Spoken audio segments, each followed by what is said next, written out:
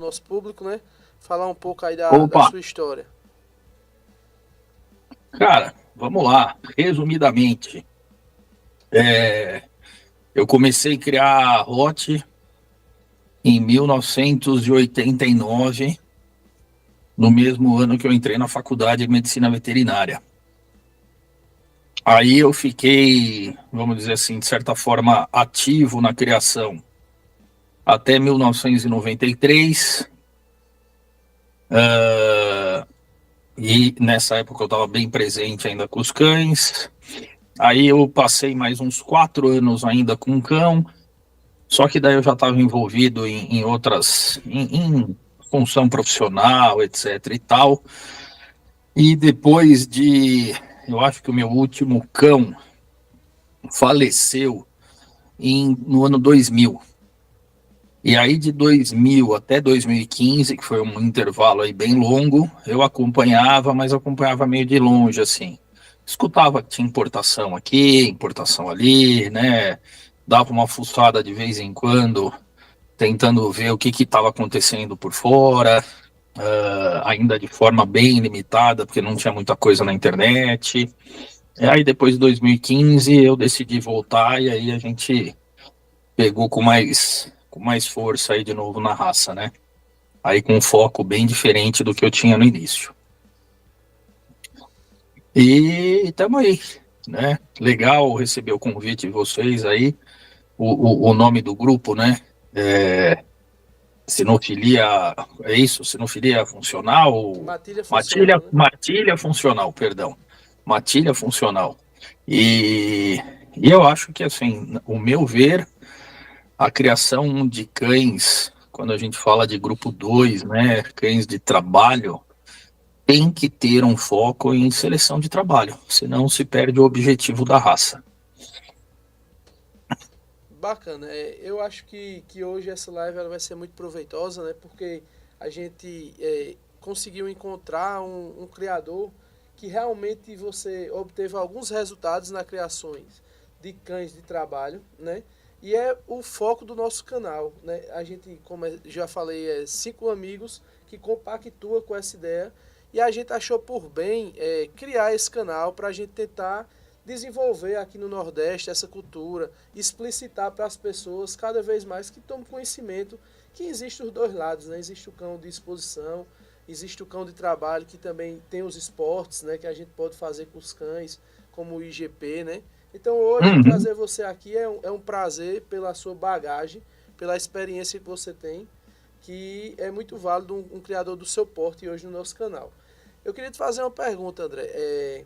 O que te levou a buscar um cão de fora? A tua primeira importação, o que te levou você fazer essa importação? Você não conseguiu encontrar aqui dentro o que você necessitava ou você importou para tipo, eu vou trazer isso aqui para somar ao que eu já tenho? Boa pergunta. Na verdade, os meus primeiros cães de fora foram nessa época lá dos anos 90, né? Eu tive dois cães, inclusive um deles é uma história até curiosa. Não fui eu que importei, foi uma outra criadora, também juíza, a Miriam Yasuhara. Hoje ela é juíza all-rounder da FCI, mas na época foi uma criadora muito importante, né? Ela tinha um canil que chamava Daigoro. E a Miriam, ela importou um cachorro, filho do campeão de trabalho que tinha na Alemanha. Por sinal, esse cachorro, né, o campeão de trabalho que estava na Alemanha, na verdade era um cachorro da Dinamarca, mas ele reproduzia já dentro da DRK naquela época. E a Miriam trouxe um cachorro. Eu cheguei a ver o cachorro, usei, mas eu tinha zero informação a respeito de linhagem de trabalho, o que, que era um cão de trabalho, o que eram os impulsos de um cão normal, o que, que se buscava para um cão de esporte, por aí vai. E esse cão, filho de um cão de trabalho, ele tinha zero impulso para tudo. Ele comia mal, ele tinha caça baixa, ele tinha agressão zero. E honestamente, acho que eu nunca vi ele entrar em defesa. Ele era um cão super pacífico, né? E mais recentemente, né, em 2015, que eu comecei a ter a ideia de voltar com o Rottweiler, Eu sempre tive eu não vou dizer uma paixão, mas eu tinha uma admiração por ver o cão fazendo a prova que na época chamava Schutzhund, né? Que é o começo de tudo. E, e aí, no Brasil, a gente quase não tinha cachorro fazendo prova, né? Tudo bem, mudou de Schutzhund para IPO, para depois IGP, que é o último nome aí que o pessoal tem usado. Teve até entre o Schutzhund e o IPO, né, o IPO, teve uma outra sigla que era o VPG, né? Mas não existia esse cão no Brasil.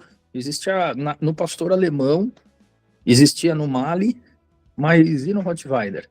A gente sabe que teve cães importados que eram titulados, mas nunca existiu o foco de criar um cão para ser titulado em trabalho.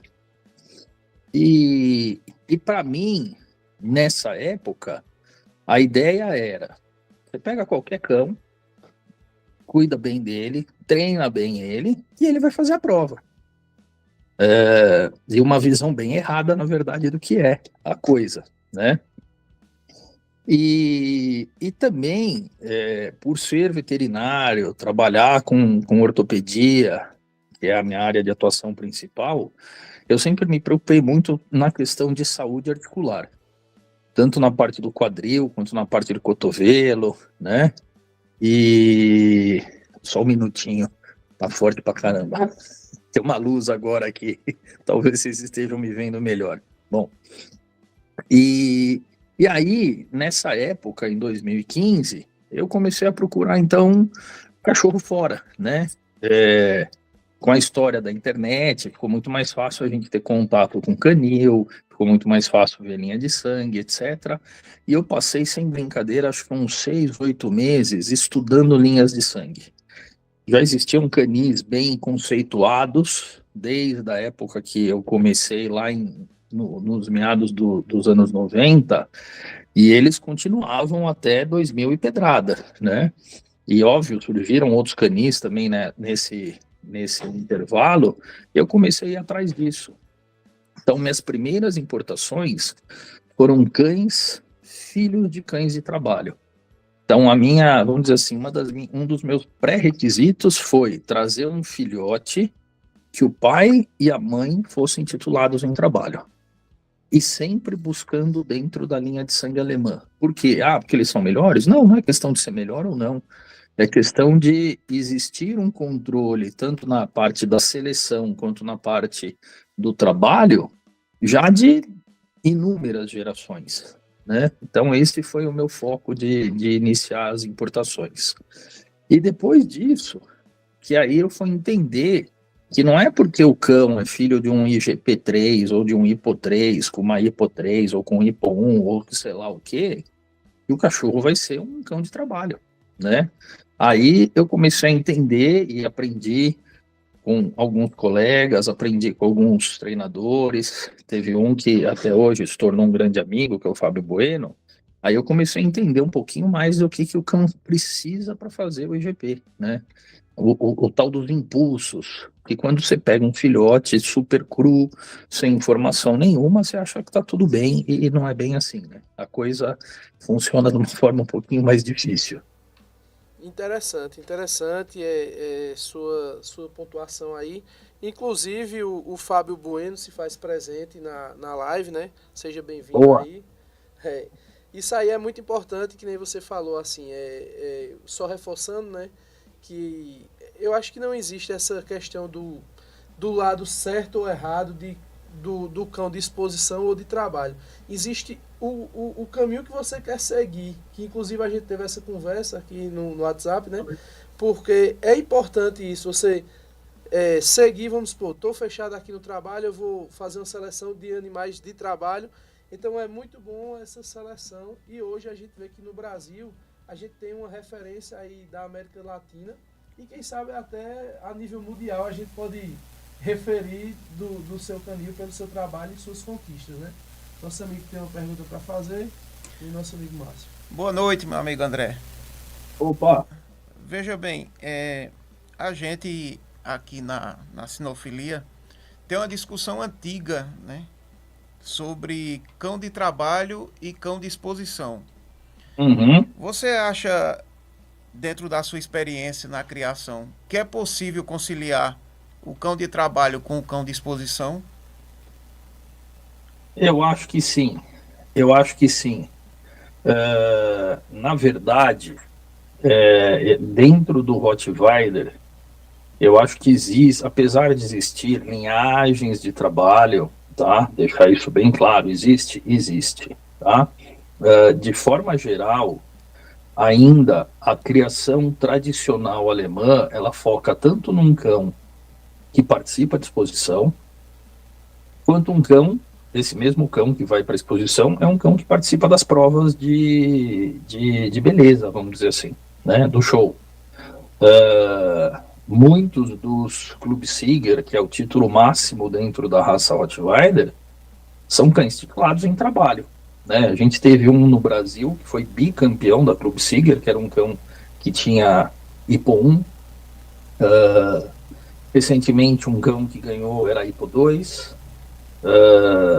O ano passado, o cão que ganhou era Hipo 3. Né? E historicamente, os cães que ganham são titulados em trabalho, né? A questão que eu acho que é muito importante com relação a isso é assim, quando a gente fala de cão de trabalho, existe uma variação muito grande entre o que se espera desse cão de trabalho, né? Existe o cão de trabalho, que é aquele cão que é titulado nas provas no IGP-1, no IGP-2, no IGP-3, né? E existe aquele cão que não só é titulado, como ele é de forma contínua, treinado e preparado para participar de provas, né? E eu vejo que, de forma, vamos dizer assim, eu acho que até errônea, as pessoas pensam que o cão de trabalho é a máquina, né? E, na verdade, se o cão desenvolver uma boa prova, isso eu estou falando como eu, André, né? O que eu vejo hoje, depois de alguns anos, depois de importar cão IGP-3, depois de criar a fêmea que titulou IGP-3, então, assim, o que eu vejo? Não me interessa se o cão ele é um cão de competição no trabalho, ou se ele é um cão que titulou no trabalho. Eu quero saber qual que é a característica desse cão durante aquela prova, né? Ele é um cão que fez as coisas com coração, com vontade. Eu não estou me preocupando se ele fez 99 pontos ou se ele passou com 70. Eu quero saber a forma como ele fez, né? Então, hoje, eu não sou expert nisso, muito pelo contrário.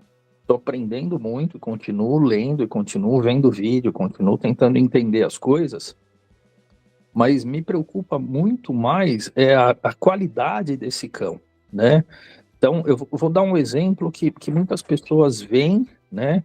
E aí cabe uma leitura das coisas como elas são feitas, né? Por exemplo, o cão fez IGP-1, só que o cão morde em pinça. E daí você tem um outro cão que fez IGP-1 e morde de boca cheia. Então esse é um detalhe da prova do IGP, né? Da sessão de proteção. Aí você vai pegar a obediência desse cachorro.